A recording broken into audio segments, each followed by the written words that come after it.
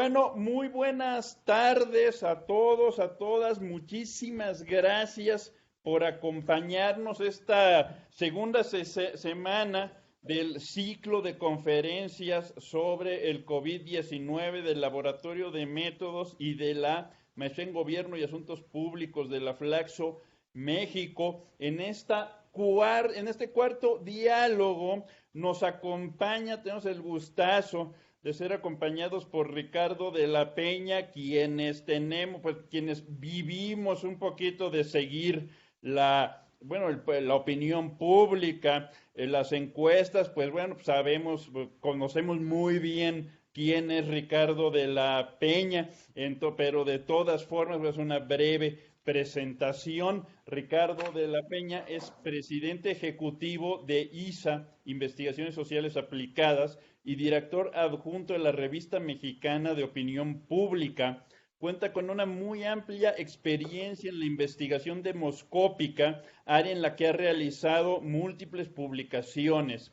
Desde el inicio de la pandemia ha sido un observador atento y participante activo en la discusión pública, publicando sus análisis de la información sobre la epidemia en espacios como México Social, la revista Etcétera, y también desde su columna en La Silla Rota y desde redes sociales. Sin más, Ricardo, muchas gracias. Adelante. No, gracias a ustedes. La verdad es que encantado de poder platicar con tu público, con la gente que te acompaña aquí en el Laboratorio de Métodos, y creo que Flaxo es un espacio estupendo para platicar. Bueno, titulé mi conferencia sobre COVID-19 en México, de los mitos a los datos, porque tengo la intención de tocar 3 puntos distintos que de alguna manera considero que son cuestiones míticas de las cuales podemos tener elementos que nos permitan aterrizar un poco más de qué consisten. Marco de referencia que todos sabemos, COVID-19 es una enfermedad infecciosa causada por el virus SARS-CoV-2, que produce síntomas similares a los de la gripe, que puede conducir a la muerte. Si quieren, vamos pasando la proyección para poder entrarle. Cuando gusten. Perfecto. La siguiente lámina y luego la siguiente. Y bueno, el primer gran mito es el mito de querer ver a la vigilancia epidemiológica como un mecanismo para obtener estadísticas sobre el fenómeno de la epidemia. La vigilancia epidemiológica no tiene rigor estadístico y no pretende tenerlo. Vamos a comenzar en la siguiente lámina con una pequeña nota tomada de documentos de la Organización Mundial de Salud y la Secretaría de Salud. Hay una definición básica de lo que es un caso de COVID-19. La instancia internacional y la Secretaría de Salud mexicana retoma estrictamente este concepto, ha definido lo que es un caso sospechoso. Es la persona de cualquier edad que recientemente ha estado con 2 o más de varios signos o síntomas. Tos, fiebre, dolor de cabeza, hay cierto malestar que se indica para los menores, para los niños y tal. Pero para fines de vigilancia epidemiológica se considera como caso confirmado, y esto es una definición de la Organización Mundial de la Salud, no es del Gobierno de México. Caso confirmado es la persona que cuenta con un diagnóstico confirmado por alguno de varios métodos de detección viral que la propia OMS establece, que fue realizado por un laboratorio independientemente de signos y síntomas clínicos. Esto es, hay una definición internacional de caso confirmado, que es la que guía la forma en que se estructura el registro internacional de casos. Ahora, esto genera un estándar mundial de vigilancia.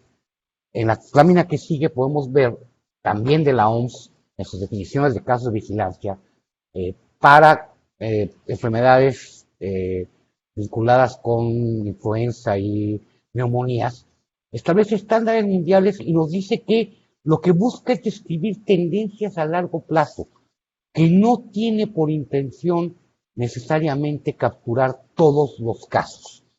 En nuestra crítica sistemática de que es que no están todos los casos registrados, no son todos los casos que han ocurrido en México o en China o en Estados Unidos o en Francia o en España, y que no son todos los decesos que han ocurrido, tienen toda la razón, pero esto viene a cuento de que corresponde estrictamente a lo que la OMS plantea y que está en búsqueda de permitir una interpretación de datos en un contexto internacional, una comparabilidad entre naciones a partir de ciertas premisas de definición que todos asumen.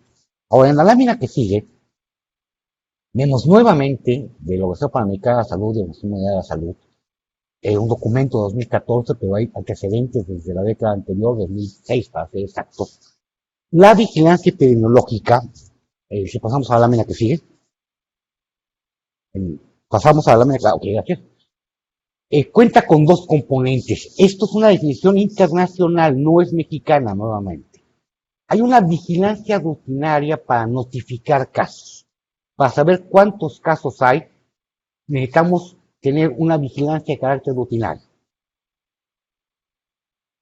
En todo miembro de la Organización Mundial de la Salud se estableció un tipo de vigilancia que se llama vigilancia centinela, que tiene por intención obtener información nominal de datos de cada persona con nombre y apellido y detallada, que caracteriza a cada persona. Pero desde que constituyeron este mecanismo de vigilancia centinela a principios del siglo, la pensaron como algo complementario y que debe realizarse en lugares estratégicamente seleccionados. Asumen que lo importante es tener una información de calidad y no tener una completitud de la información. Buscarán que los sitios sean representativos de la población, que la información pueda aplicarse, que los resultados puedan aplicarse al total de la población, pero estos son objetivos secundarios. Lo fundamental es un objetivo de apoyo al seguimiento y la prevención de la enfermedad, y para ello, además, operar en lugares estratégicamente seleccionados que caracterizan además. Bueno, en esta lámina que sigue, en la lámina que sigue, vemos la recuperación de lo que la Organización Mundial de la Salud establece como preguntas para verificar que un sitio debe ser considerado o no un centro centinela para la vigilancia de enfermedades respiratorias agudas graves. Y nos pregunta si los directivos hospitales están de acuerdo con implementar la vigilancia de influenza. Esto es que la voluntad del directivo va a condicionar que participe o no en la selección como centro centinela. Es un asunto de voluntad. Está dispuesto el personal a trabajar, que el sitio cuenta con sus ambulatorios, hospitalización, que los asisten pacientes de distintas edades o niveles socioeconómicos, grupos étnicos. Y hay consultas, ¿cuál es el promedio de consultas durante 3 meses de un tipo y de otro, de ambulatorias y hospitalizaciones? ¿Cuál es la población de referencia del sitio? Si el sitio cuenta con personal clínico permanente para detección de las enfermedades que están bajo estudio, si cuenta el sitio con un técnico de laboratorio, si tiene laboratorio, si tiene personal para acceder a internet y tiene computadoras, en fin, una serie de características que hacen que cada centro que entre al programa Centinela tenga características que son propias para poder recabar la información que pretenden recabar, pero que desde luego no generan la posibilidad de una selección que sea estadísticamente insesgada, sino al contrario, está estableciendo sesgos que derivan de la capacidad de los centros para responder a la demanda informativa y de la voluntad de los directivos del hospital y capacidad de su personal para poder responder. En la siguiente, por favor, la siguiente lámina. Esto lleva a que estén planteando desde el principio de la infección de COVID-19, este es un documento del 10 de mayo, pero hay antecedentes desde el arranque de la epidemia, un conjunto de mecanismos de dónde debe vigilarse qué para generar qué tipo de información. Entonces, por ejemplo, para generar la vigilancia centinela, solamente debe recurrirse a hospitales, no centinelas, y a los centros centinelas de síndrome gripal y infección respiratoria aguda grave. Esto es, no están pensando que se incluya también a todos los centros de atención primaria que no tengan capacidad hospitalaria. Las clínicas donde va uno y no puede uno internarse, no estarían formando parte de entrada de este mecanismo centinela de acopio de información nominal, en que se identifica a una persona y que de alguna manera es la base para la toma de muestras para poder constatar quiénes tienen y quiénes no tienen el padecimiento. En la lámina que sigue, vemos datos muy básicos. En México son 475 las unidades activas que forman parte del sistema.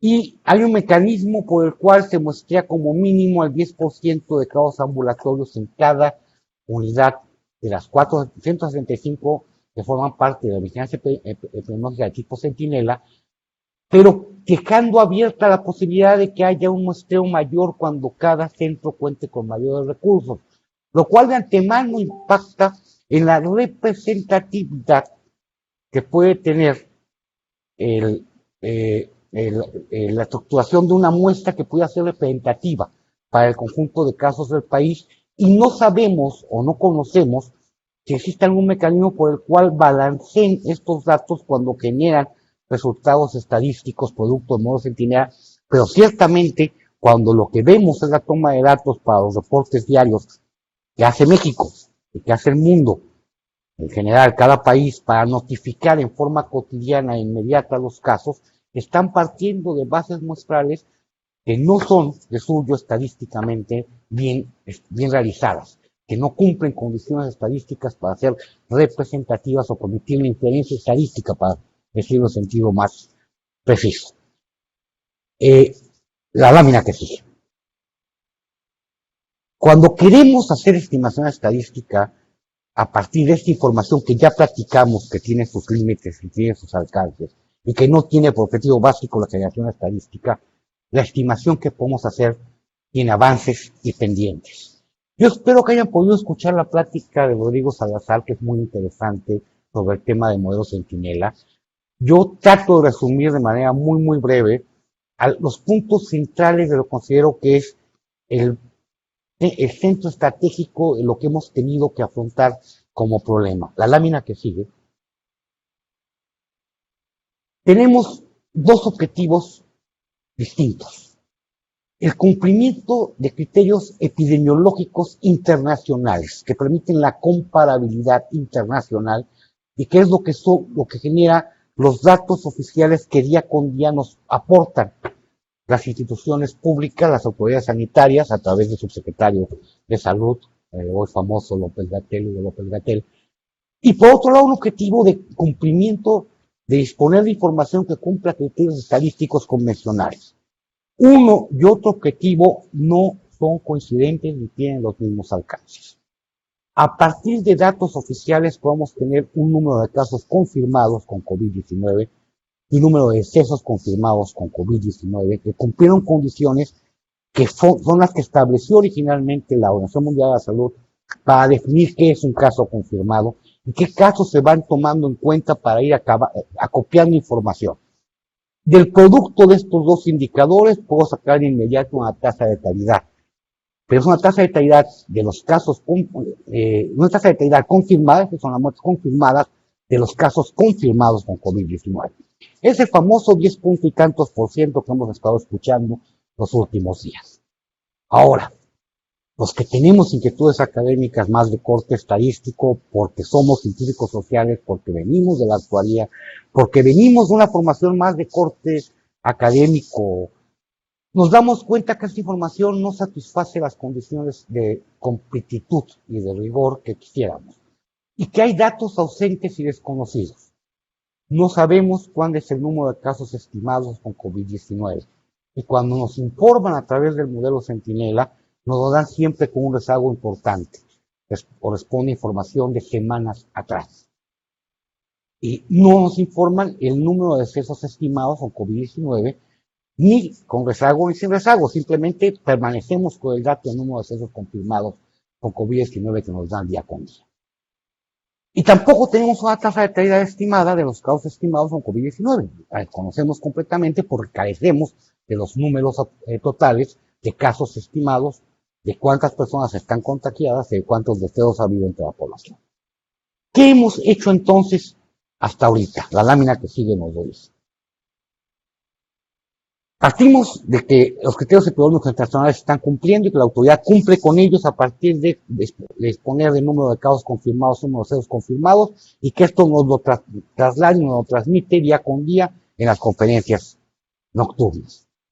Nosotros tomamos los números estimados con COVID-19 que nos aporta la información de los reportes del modelo Centinela que se han dado y efectuamos un mecanismo de ajuste para llevarlo a un dato actualizado, quitando el rezago que tiene la información a partir del día del último reporte al día de hoy. Por lo que multiplicamos el número de casos estimados que nos dieron el número de casos confirmados que nos dieron el día de hoy, o el día que estamos haciendo la estimación, por un factor tipo CM, podemos llamarlo de otra manera, pero podemos denominar el caso M, que es el famoso factor de expansión del que hablábamos y por el cual López-Gatell habló del 8.3 veces más y que todos los que hicimos el cálculo nosotros dijimos, a ver, espérame, no es 8 puntos y cacho, es 24 o 25 dependiendo de qué opción tomes.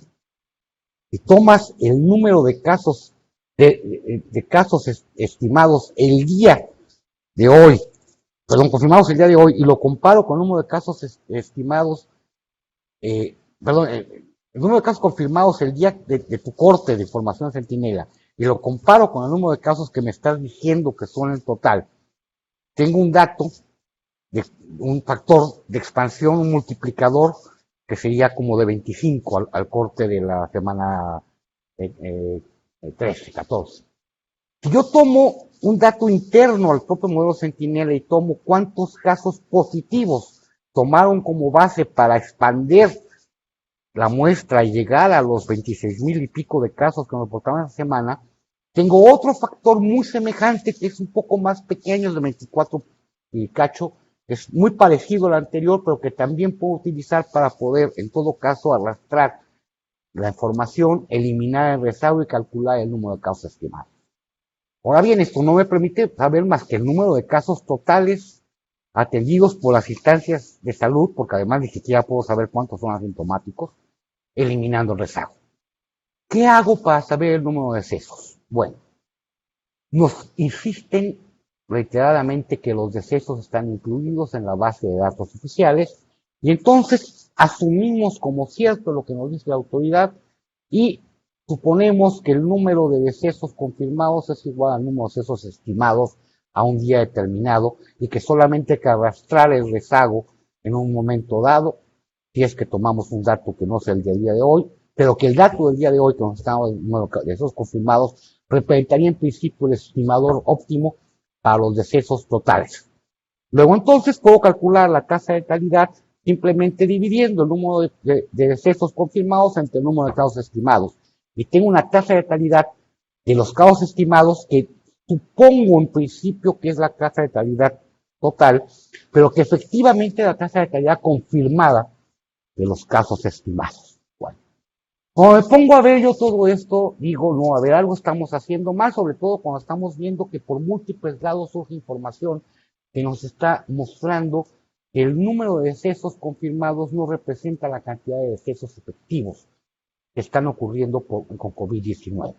Nos lo dice la gente de New York Times, nos lo dice la gente que hace investigación de mexicanos contra la corrupción y la impunidad, nos lo dice la propia jefa de gobierno, nos lo confirma lateralmente sin aceptarlo, pero aceptando los añadientes del propio López-Gatell. Y bueno, no podemos seguir tomando este dato como un estimador adecuado del número de decesos. ¿Qué podemos hacer entonces? Pasamos a la lámina que sigue. Bueno, lo que podemos hacer es estimar los decesos. ¿Cómo lo estimamos? Bueno, sabemos, y el modelo Centinela así lo supone, que toda la población que se hospitaliza es incorporada a la vigilancia Centinela. Luego entonces, toda la población que fallece, que fue hospitalizada, está reportada en la base de datos cotidiana que nos presenta y está incluida en el modelo Centinela. Entonces, las partes de la población que corresponde a la población hospitalizada está cubierta. ¿Qué hacemos con la población ambulatoria? Esta está claramente subestimada, pero correspondería a esta enorme diferencia entre los casos estimados y los casos confirmados. Bueno, de la propia información que nos otorga la autoridad a través de las bases de datos de día con día, podemos sacar una tasa de letalidad de los casos ambulatorios. Es muy baja, por cierto, de 1 punto tanto por ciento, 2%, y multiplicarla por la población ambulatoria total, que no es más que la diferencia entre la población estimada menos la población hospitalizada, porque sabemos que este universo de población hospitalizada está completo, está cubierto en forma total.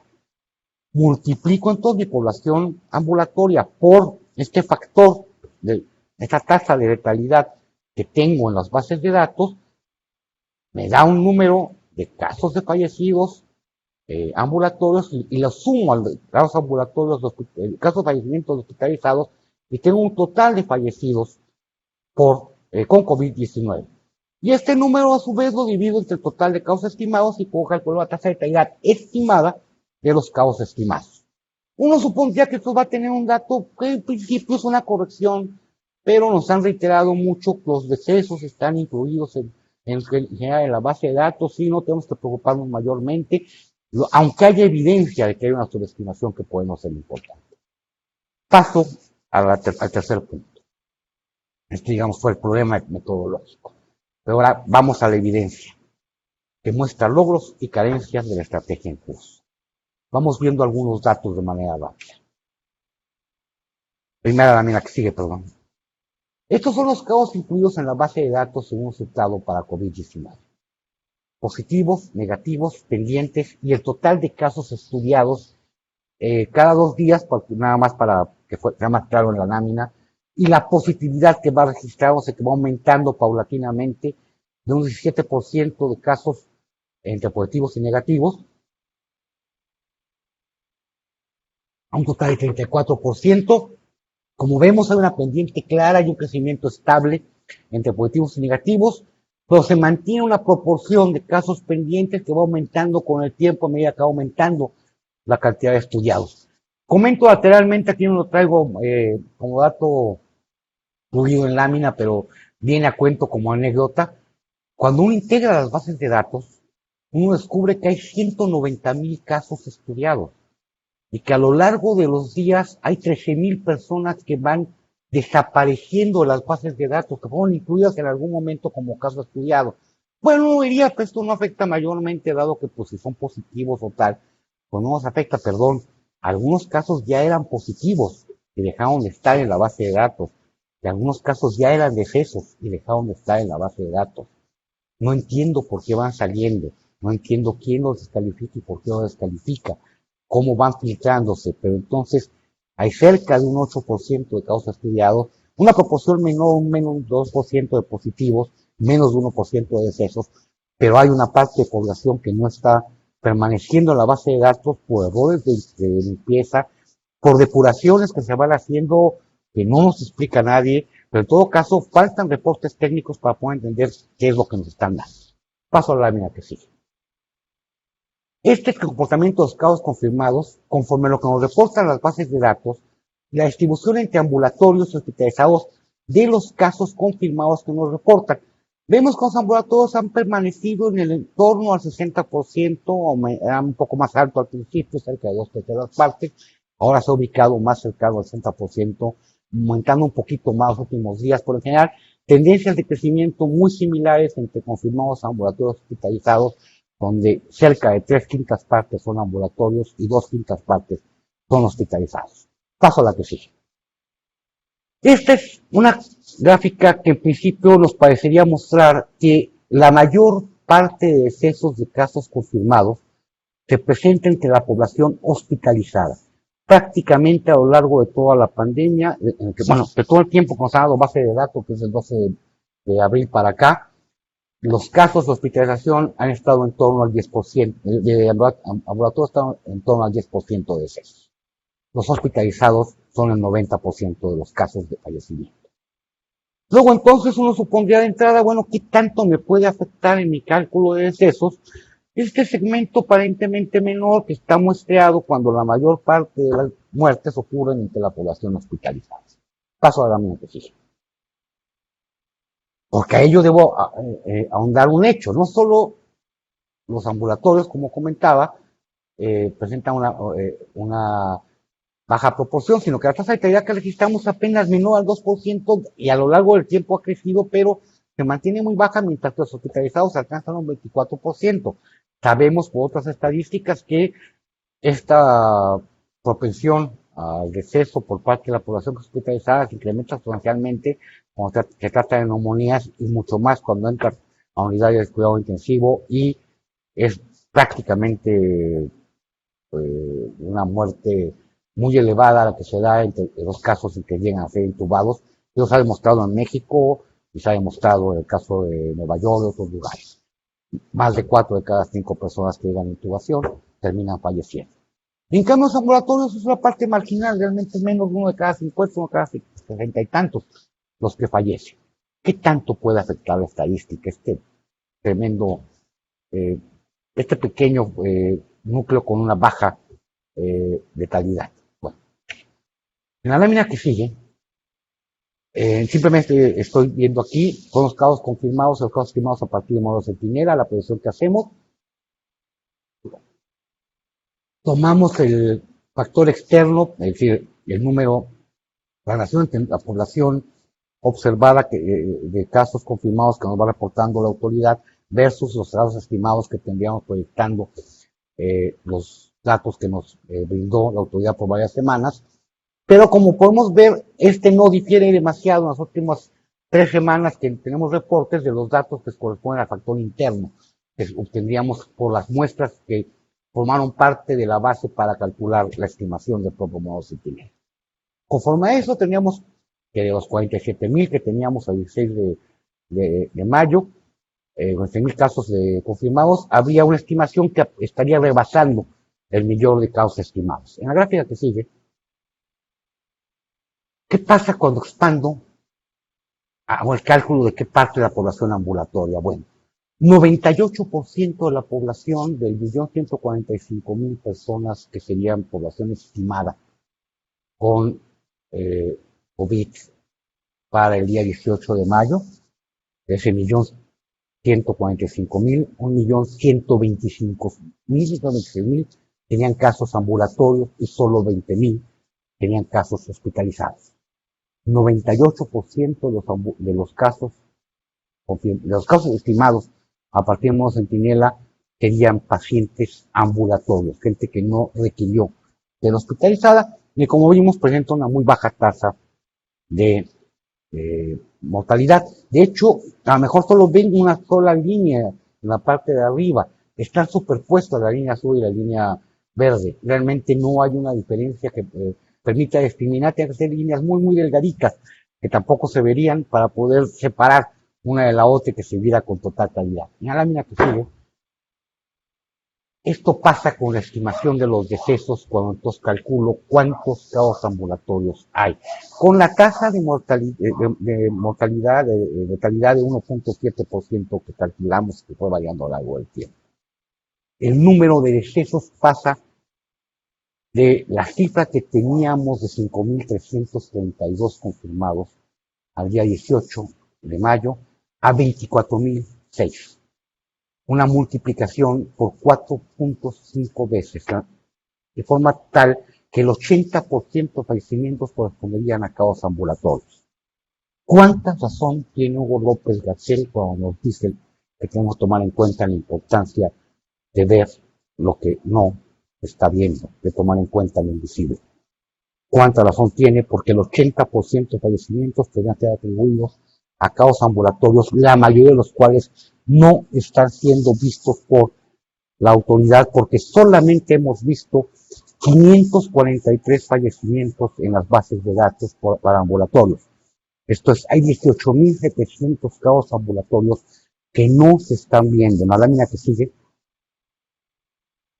aquí vemos la proporción de confirmados estimados, que ha variado de un máximo de 5 a 1 a 4.5 a 1. Esto es, 3.5 de cada 4.5 personas que fallecen no están siendo incluidas en las bases de datos y no están siendo consideradas como casos contabilizados. Y les estamos eliminando en nuestros cálculos regulares, tanto la autoridad en sus reportes y comentarios y opiniones, como los académicos cuando asumíamos que había una identidad entre el número total de fallecidos y el número total de fallecidos que nos reportaban a través de los casos confirmados. Gráfica que sí. Bueno, esta gráfica viene a colación porque es un punto lateral que voy a tener ahorita que tocar. Sí se ha habido un aumento de pruebas realizadas a lo largo del tiempo y este aumento sí ha sido sistemático, pero no tiene la misma tendencia que tienen los casos ya reportados, tampoco los estimados. Debo señalar, como vimos en el gráfico anterior, tiene una tendencia muy similar confirmados y estimados, lo cual nos habla de que no se está recuperando la misma proporción de casos reportados. Incluso podemos ver que mientras los casos reportados tienen una continuidad a lo largo del tiempo con variaciones, subes y bajas y demás, pero en un patrón hebdomedario, en el caso de las pruebas diarias reportadas hay un claro patrón sistemático de decremento de la toma de pruebas durante los fines de semana y días festivos. Esto es significativo. El día 10 de mayo hubo más casos diarios reportados que pruebas diarias reportadas. Claro, las pruebas que tomamos hoy no tienen por qué ser las pruebas que los resultados se reportan el día de hoy, esto es cierto.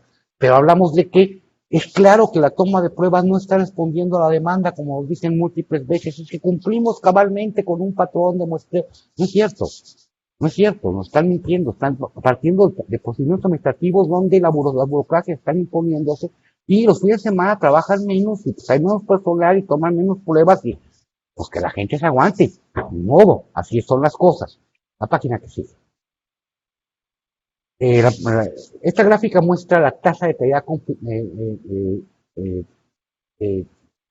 constatada en el caso de tomar los casos estimados versus los casos confirmados. La famosa tasa de 10% que tanto hablamos se convierte en una tasa de 2% cuando calculamos la relación entre estos 24,000 casos de deceso versus los 1,140,000 y tantos casos estimados en total. Hablamos de un 2% que se comienza a parecer más a las tasas generales que podemos estar esperando en un padecimiento de esta naturaleza. Y además, si pensamos que finalmente hay una parte no despreciable de casos asintomáticos y personas que no acuden al servicio médico, estamos hablando de una enfermedad que a lo mejor está teniendo una letalidad real más próxima a la de otras enfermedades infecciosas de vías respiratorias. Próximo al 1%, a lo mejor un 1,5%, pero no una tasa del 10%, del 7% como está ahorita. A nivel mundial, el promedio es 6,7% al día de ayer, que tampoco representa de ninguna manera la letalidad que está teniendo realmente este bicho. Este bicho tiene un impacto significativo, puede ser más alto que las influencias, sí, pero en una magnitud de 7-1. Estamos hablando de una magnitud tal vez de 2-1, a lo mejor incluso un poco menos. La siguiente lámina es cuánta gente muere por millón de habitantes. Aquí se invierte la relación. Si en la otra lo que veíamos era una menor letalidad entre los estimados, aquí cuando vemos los estimados hay una mayor mortalidad por millón de habitantes y no estamos viendo una mortalidad como la que nos sale de 41 personas por millón de habitantes cuando vemos los confirmados, sino realmente de 186 personas por millón de habitantes, y esto nos habla más cuando comparamos con estadísticas de mortalidad de otras enfermedades y de otros problemas y factores sociales que causan muertes. Hablamos de un estimado que se parece más a lo que podemos pensar de una enfermedad que está cubriendo realmente una parte importante del caudal de muertes dentro de la sociedad mexicana y a nivel internacional que tiene una relevancia que no podemos negar. Pasamos a la última lámina como lámina. Es una proyección que estoy haciendo aquí al 29 de julio de los casos estimados o los casos calculados. ¿Qué puede pasar? Como ustedes pueden ver, aquí estoy calculando una tendencia que obviamente es al decrecimiento paulatino y una estabilización pasando mediados del mes de julio, no del mes de junio, estaría un poco más una estabilización. Y estamos hablando de que alrededor de 2,5 millones, 2,700,000 personas serían las que finalmente acudirían a servicios médicos para atenderlos. Obviamente esto nos hablaría a lo mejor de 5 millones de personas que estarían finalmente contagiados, de entre 4 y 5 millones, pensemos 4 millones. Esto se parece mucho a las tasas de contagio, las tasas de exposición al COVID en una primera ronda de contagio que están estimándose en muchos lugares del mundo, que van del 3 al 5% en una primera ronda de infección. No la tasa bajísima que nos sale si tomamos los casos confirmados, no para nada.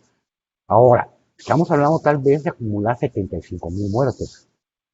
Ahora, ¿qué nos quiere decir esto? Que necesitarían pasar a lo mejor 20 rondas para que se alcanzara una inmunidad de rebaño, una inmunidad comunitaria, para que pudiéramos llegar a tasas de 60 y tantos % de gente infectada, y que necesitamos alcanzar entonces a lo mejor 1,5 millones de muertos para que pudiéramos pensar en que se alcanzó la inmunidad comunitaria. Esto no es una opción. Pero además, si son 20 rondas, son 10 años, estamos hablando de quedarse en casa periódicamente de aquí al 2030. Creo que esto no es una solución ni social, ni política, ni cultural, ecológica, ni económicamente viable. Salirse de casa sin cuidados tampoco lo es, y esperar a una vacuna que va a tardar a lo mejor 3 o 4 rondas de infección y que puede tardar más en un momento determinado, puede ser problemático. Enfrentar la realidad actual de que tenemos que pensar cómo comenzar a vivir con este bicho ahí presente, y que tenemos que aprender a una nueva forma de socializar y de crear actividad económica que responda a nuestros requerimientos, frente a una realidad donde alcanzamos un 3 a 5% de contagios en una primera ronda, pero que nos provocan 75,000 muertes, lo cual no es una cantidad especial, es algo que tenemos que pensar. Gracias, en la siguiente lámina viene mi correo electrónico, quedan al servicio de ustedes, aquí sería, adiciono, por cierto, en la presentación que voy a mandarle, bueno, que ya tiene ahorita la gente de Flaxo, anexó un apéndice, si quieren pasar un par de láminas, no voy a explicarlo ahorita, una más, ¿sí? No voy a explicar la que sigue, no voy a explicarlo, es todo el seguimiento de cómo se construye la relación entre qué variables se van definiendo y cómo se van definiendo en cada paso de seguimiento oficial diario, el modelo Sentinel, y qué parte de estimación académica de todos los pasos, incluyendo los que estoy ahorita adicionando. Tomo para esto mucho como base las láminas de la plática de Rodrigo Salazar Elena, que tuvo hace pocos días y que fue muy ilustrativa, y en la que sigue, la lámina que sigue, por favor, no, la anterior, 1, 2, 3, bueno, la que sigue, no, esa, esa. En esta lo que hago es cambiar las ecuaciones por la definición de qué tipo de procedimiento se emplea y marcar 3 momentos en que hay fuentes de error muestral y no muestral: la toma de muestra de casos ambulatorios y de esos ambulatorios con prueba positiva COVID de las unidades de salud durante el seguimiento mediante vigilancia, entre comillas, sentinela, la parte de selección muestral de casos de infección respiratoria aguda, neumonía influenza, cuáles son enfermedades de tipo ETI e IRAC. Esa parte también es una lógica de muestreo que también tenía un error estadístico. Y una parte que no había tomado en cuenta y que Rodrigo Salazar hace mucho énfasis, que es todo el problema de selección de las muestras clínicas, las muestras de laboratorio que pueden emplearse o no en un momento determinado para fines de ¿cómo se llama? De toma de información sobre las personas, si son o no infectadas, si pasa o no se pasa el control de calidad y se demuestra o no se demuestra que son confirmadas como casos de COVID-19. Hay una fuente de error ahí, claro. Hay un conjunto de condicionantes para permitir que se garantice la calidad de la toma de muestras. Se pide que la tome un médico, persona médicamente calificado, que la toma sea vigilada en su transportación bajo temperatura determinada, con condiciones determinadas, que se haga un ensayo de laboratorio bajo condiciones específicas, de manera tal que si garantiza la calidad, al mismo tiempo se va a filtrar en un conjunto de muestras que van dependiendo en parte de lo que puede o no haber sido la capacidad técnica de la persona que se encargó de manipular la muestra y entonces generarse sesgos a partir de calificación de personal, de características que no son estadísticamente pertinentes, pero que están afectando la calidad de la información. Si quieren, ponemos la última lámina, porque la última lámina es nuevamente la lista la lista de pláticas, porque yo aquí termino, agradezco muchísimo su atención, y son puntos para analizar, 5 puntos para analizar la dinámica de comunicación e información durante la pandemia COVID-19 en México con Georgina Flores Irch de Flaxo México. La plática que mañana a la misma hora tendremos con ustedes por esta misma vía, y finalmente el viernes a las 3 de la tarde termina Carmen Clement con riesgo en tiempos de pandemia, cómo se investigue, cómo comunicarlo. Perdón por el anuncio comercial que supongo que lo debe bater, pero yo quería cerrar diciéndoles, no dejen de verlo, me da mucho gusto además que cuando menos sean, no 50 y 50%, pero haya un balance importante de presencia femenina en la lista de participantes, de manera tal que no seamos solo varones. Creo que siempre no sin mujeres debe mantenerse como una premisa para ese tipo de ciclos de conferencia y cualquier espacio académico que se quiera respetar. Gracias. Muchísimas gracias, Ricardo. Muy interesante, como siempre, muy profesional tu exposición. Bueno, como en las ocasiones anteriores, hay mucho interés, muchos comentarios, muchas preguntas. Entonces, te voy a ir diciendo las preguntas una por una para que las puedas contestar adecuadamente. La primera la hace Isabel Rodríguez, que dice, yo voy a leer las preguntas tal y como están, Ricardo, entonces Claro. así como vienen. Y las encuestas que se contestan pueden considerarse apoyo o complemento del Centinela. Esa es la pregunta de Isabel Rodríguez, que ha estado muy pendiente y le agradecemos mucho. Mira, puedo tomar esta pregunta de inmediato. La respuesta es no. Las encuestas pueden dar información sobre muchos puntos de vista, la experiencia de la población, lo que está opinando sobre los servicios, lo que está opinando sobre las políticas públicas, sobre la actitud de autoridades, instituciones de salud, de la sociedad misma frente a la pandemia, pero no sustituye ejercicios que tienen que pasar por la toma de pruebas serológicas, que tiene que ser personal calificado el que la tome y haga estudios de cero positividad, que es lo que nos importaría, para saber realmente quiénes se han visto expuestos y quiénes no a este dichoso virus. Claro. Ok, gracias. Pedro Alberto Cabrera Castillo dice, en los modelos matemáticos y estadísticos existe el concepto de meseta, valor constante. ¿Por qué el doctor López-Gatell no quiere o no puede hacer uso de él? A ver, ¿y cuál otro, perdón, preguntó? De él dice, en los modelos matemáticos y estadísticos existe el concepto de meseta, valor constante. ¿Y por qué el doctor López-Gatell no quiere o no puede usarlo?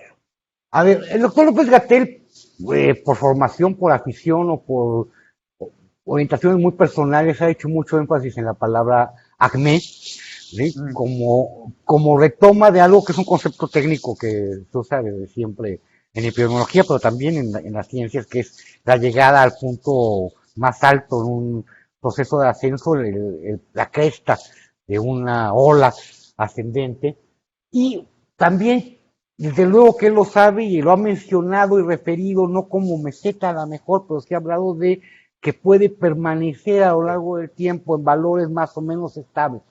Sí, eso es una meseta y es muy común que sepamos que en procesos de tipo epidemiológico, como en muchos procesos de muchos tipos, pues cuando se llega al acné, no viene una caída inmediata al mismo sentido y a la misma intensidad y ritmo que como fue la subida, sino que bueno, se dan mantenimientos en el pico o incluso puede haber mesetas en alturas distintas. Está pasando en algunos países, vemos su curva, y bueno, llegaron a un punto muy alto, bajaron, pero luego se están deslizando en una situación en la cual no hay una reducción sistemática después. Es el caso de Estados Unidos. Estados Unidos no está en el punto más alto ahorita, pero tampoco hay un descenso sistemático de sus datos.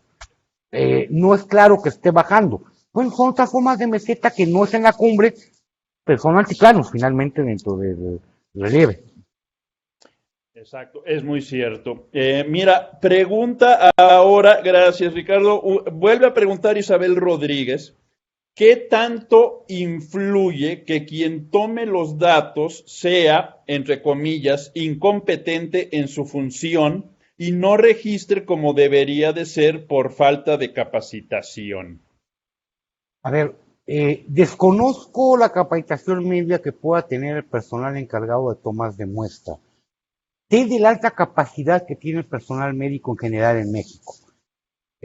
La mayor parte del personal de las instituciones de salud es gente calificada y es gente que ha hecho su mejor esfuerzo, es gente que ha enfrentado condiciones muchas veces muy adversas para trabajar y que sin embargo ha buscado salir adelante.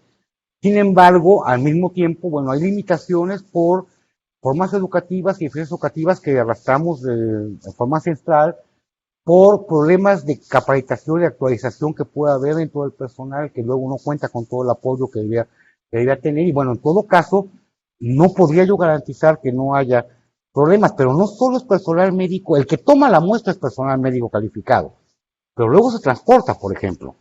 Y el transporte puede no estar a cargo necesariamente de personal tan calificado, tan estrictamente eh, especializado. Supongo yo que son tipo personal de ambulancias y demás, pero supongo. No sé realmente de calificación tiene que tanto esto afecte a la toma de muestras y nos haga que perdamos de pronto porque no se controló bien la temperatura o no se metió en el compartimento que tenía que haberse puesto las muestras de sangre que se tomaron de X o Y personas y tuvieron que desechar y entonces uno sesgó porque resulta que de tal localidad no hubo casos y de otra localidad al lado sí los hubo y en fin. Ok, bueno, ahora pregunta Luz Cardona, otra habitual, ¿qué tanto de la letalidad se asocia a la falta de servicios de salud y qué tanto a las características del virus? A ver, eh, creo que, bueno, lo primero es tratar de entender cuál es el nivel real de letalidad que estamos enfrentando. Creo que es parte de lo que no hemos podido definir. Cuando vemos este 10.8%, desde luego es muy alarmante, sobre todo si toma uno en cuenta la estructura demográfica del país. Debíamos tener una tasa de letalidad mucho más baja si vemos lo joven de nuestra población. Cuando vemos los datos en que nos hablan de que no es tan cierto que en México la mayor parte de los muertos tengan más de 60 años de edad, no incluimos esa población de más de 60 años, no es ninguna crítica ni ninguna advertencia de riesgo, es un riesgo real, sino que hay mucha gente de 40, 30 años, 50 años que está falleciendo por COVID-19. Uno supone que hay factores que tienen que ver con atención médica, con condiciones de vida, pero también, por ejemplo, con prácticas alimentarias. Digo, la obesidad es un riesgo real, la diabetes es una realidad, un problema fuerte, la insuficiencia renal es algo que está pasando aquí. Entonces, bueno, el conjunto de elementos no podemos sopesarlo mientras no sepamos quiénes están realmente muriendo. Bueno, si no sabemos cuántos están muriendo, bueno, caracterizar quiénes son, y si lo que vemos ahorita es que de quienes tenemos datos que caracterizan es una parte menor por la misma estimación que presentaba hoy, que uno puede pensar que a lo mejor tiene solo un veintitantos por ciento de los casos de muertos. Bueno, yo no sé si podemos inferir a partir de ahí realmente la distribución demográfica y características epidemiológicas de la población que está falleciendo, dado que muchos de los que están falleciendo son distintos a la mayor parte de los que están incluso en base de datos porque son ambulatorios, y que de causa ambulatorios tengo apenas 500 y pico de casos. Con eso no puedo sacar datos por perfil sociodemográfico regional, por ejemplo. Es imposible. Ojalá nos cumpla el gobierno, tengamos un estudio serológico serio en un corto plazo, lo ponga a disposición pública y podemos entrarle al quite. INEGI tiene toda la capacidad para llevar adelante y con apoyo de Dirección General de Epidemiología puede hacer un estudio de calidad internacional de primera. Digo, la verdad, los conozco a ambos y sé que pueden hacerlo. Sin duda. Mira, Sergio Velarde Pregunta, ¿es de dominio público el marco muestral del modelo Centinela? ¿Cuáles son las unidades de monitoreo? Pregunta Sergio Velarde. Son de dominio público, es cosa de rastrear información en los sitios de la Secretaría de Salud. Hay un documento en el cual nos dicen exactamente cuáles son las 435 unidades médicas.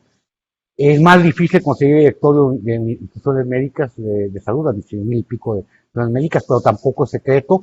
Y si no lo consiguen, lo pueden pedir vía transparencia y los van a otorgar. Es algo que se puede conseguir fácilmente.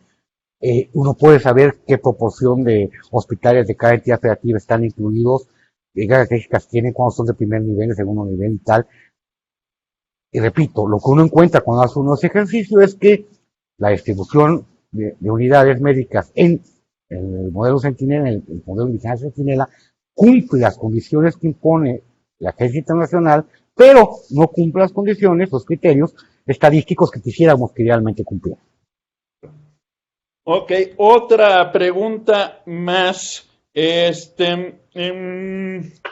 Ok, vamos a hacer esta y otra más, si te parece, Ricardo. Perfecto, Muy perfecto, bien. yo la orden. Buenísimo. Dice César Julián Bernal, ¿comparte la idea de hacer pruebas masivas como en otros países? A ver, no me quise meter a fondo, no quise tocar el tema muy a fondo, toqué el tema de pruebas en México de manera muy lateral. Cuando usa una información del número de pruebas que se hace por país contra el número de decesos que han ocurrido en los países, uno se da cuenta que hacer más pruebas no disminuye la tasa de mortalidad en ningún país. Entonces, como medida preventiva para disminuir los fallecimientos derivados de COVID-19, es inútil. Pero sí sirve, sobre todo en fases donde todavía la epidemia está comenzando, no sé si estamos todavía en ella, sirve mucho para orientar políticas públicas y disminuir el volumen de contagios. Esto, cuando aumenta la cantidad de contagios a niveles muy altos, se va perdiendo. Mucho porque la difusión comunitaria de los contagios ya impide que haya prácticas de política pública de prevención a través de pruebas que pueda realmente evitar los contagios. Ya se contagia a todo el mundo en cualquier lugar, ¿no? Pero bueno, las pruebas son útiles más que para prevención, para conocimiento y para seguimiento. Y el seguimiento permite identificar quiénes son los afectados y permite por consecuencia adoptar mejores políticas públicas. Ahora nos están diciendo que se pueden abrir los municipios de la esperanza porque no presentan casos. No presentan casos ¿dónde? En la base de datos de los 40 y tantos mil o de los 50,000 que puedan ser respecto al 1,000,000 y pico de casos. ¿Cómo saben que los otros 950,000 no están en esos municipios? O en los municipios colindantes. ¿Cómo lo saben? ¿De dónde lo sacaron? ¿Es por Melate? ¿La política pública debe basarse en el Melate? Las pruebas sistemáticas estarían permitiendo tener mayor capacidad de poder saber realmente dónde está difuminándose el bicho y dónde debemos combatirlo, dónde no, y qué riesgos podemos tomar y con qué margen de seguridad o no. En el fondo, yo creo que sí hay que hacer más pruebas, pero tampoco hay que desgastarse mucho. Sí diría yo, pensar en un censo de pruebas es absurdo. Nadie lo ha hecho. Ningún país ha ido más allá de un 5% de población a la que ha llevado adelante por pruebas. Salvo pequeñísimos países, Islas Faroe, Islandia, bueno, sí, a lo mejor ahí sí es factible llevar a cabo más de 5% de pruebas. Y aún así llegan al 10%. Eso de hacer 3 rondas de toma de pruebas a toda la población, perdón, ni siquiera tenemos personal para hacerlo, no hay laboratorios donde podamos hacerlo. Aunque ahorita hablábamos con todo el mundo, sería levantar más pruebas que todas las que ha hecho la humanidad desde que apareció el COVID-19 en todo el mundo. Eso no es cierto. Es decir, no nos hagamos tontos. Sí, hay que hacer más pruebas, pero también limitadamente. Es decir, hablar de cientos de miles de pruebas no es tonto. Hablar de millones de pruebas comienza a pensarse en costos-beneficios que pueden no ser, y de racionalidad de la operación y rentabilidad de la operación y viabilidad de la operación misma. Yo creo que cientos de miles es viable. Millones, al final a lo mejor llegamos a eso, pero centenas de millones por varias vueltas a la población mexicana, no, perdón, eso no va a pasar.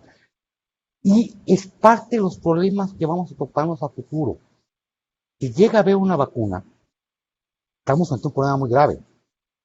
Hay que acordarse de que logramos contener la viruela, pero que tardamos años en vacunar a la población de todo el mundo. No es de un día para otro.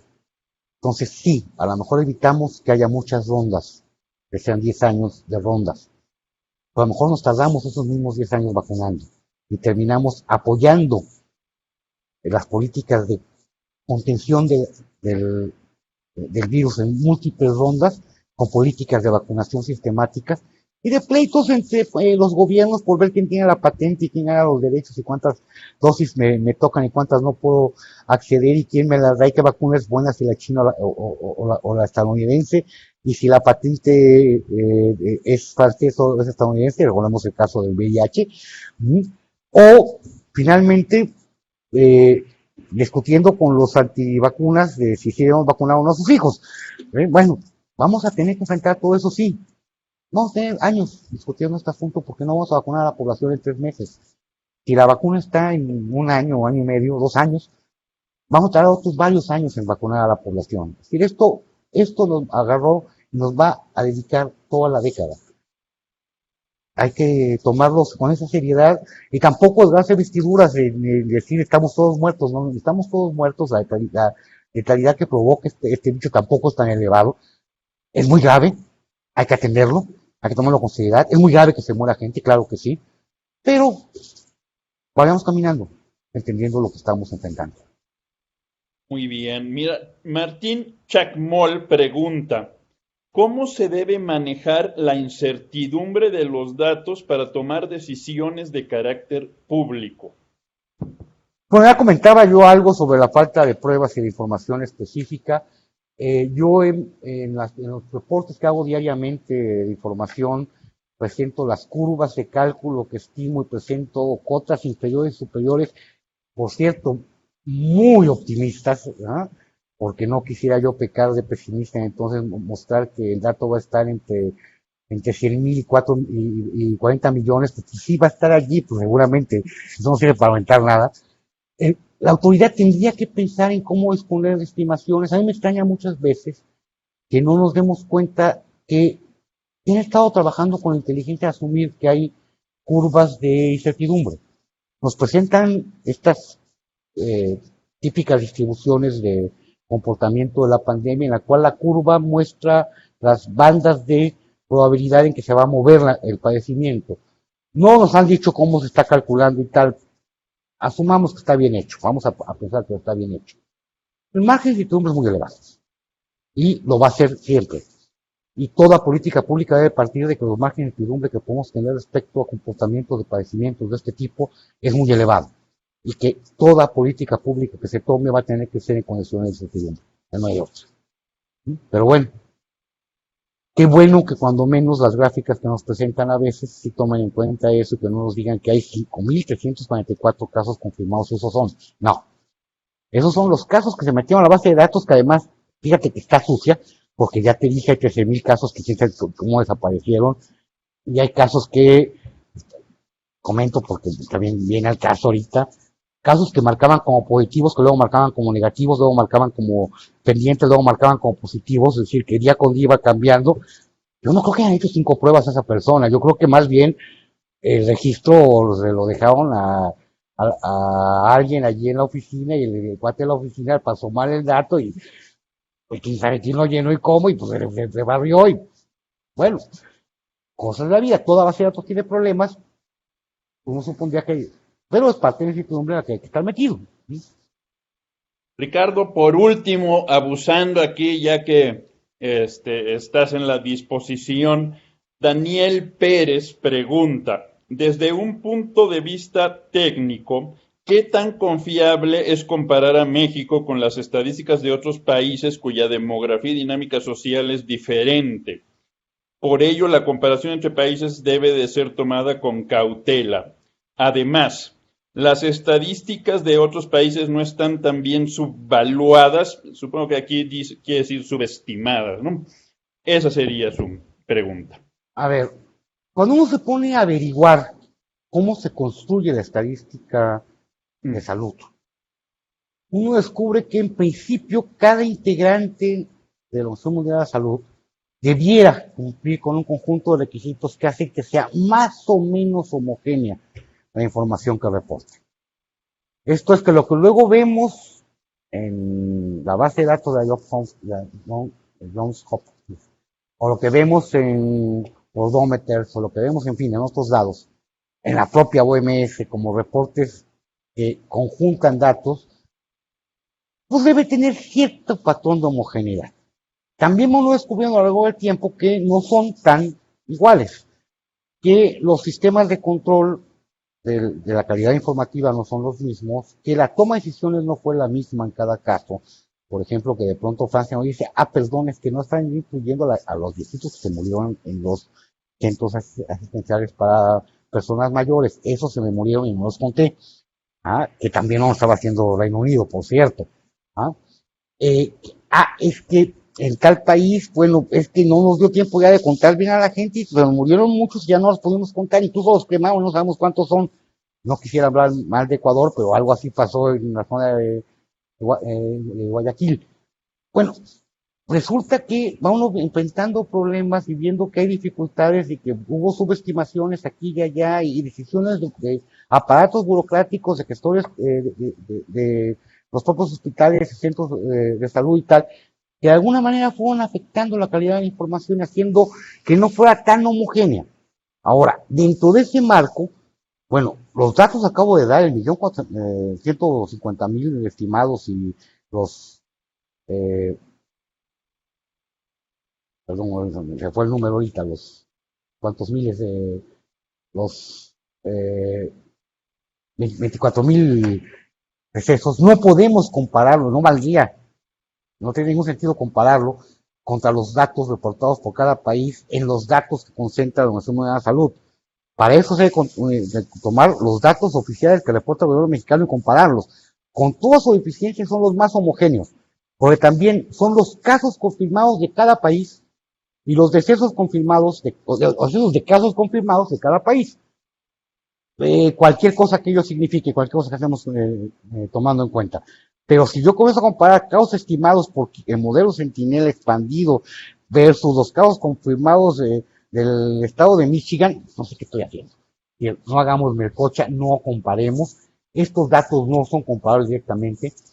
Y por eso, cuando trato de comparar la tasa de mortalidad que estamos alcanzando o la tasa de contagio que estamos alcanzando, trato de comparar con estudios serológicos que están haciendo en otros países. Por ejemplo, el estudio de España, me parece que es uno de los estudios que más ha intentado tener una idea, no sé, realmente hay mucha crítica a la toma de muestras, el tipo de herramienta que empleó para la toma de muestras, muy, muy criticada, muy cuestionada por su elevado número de falsos positivos y de falsos negativos que otorga y demás.